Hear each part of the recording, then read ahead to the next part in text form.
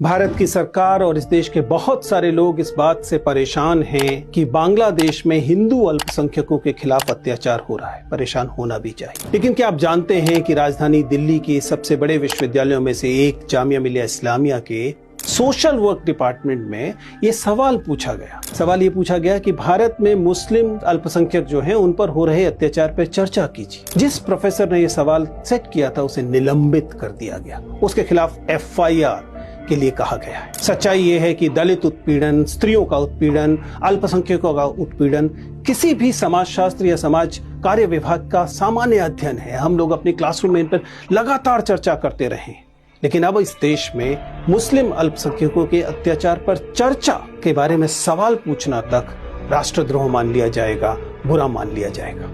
ध्यान रखिएगा कि केवल मुस्लिम अल्पसंख्यकों के अत्याचार पर रुक गई घटना नहीं। स्त्रियों के अधिकारों को लेकर पूछे गए सवालों पर यह कहा जाएगा, दलितों के लिए पूछे गए सवालों पर यह कहा जाएगा, आदिवासियों के लिए पूछे गए सवालों पर यह कहा जाएगा, और फिर देश कहां जाएगा।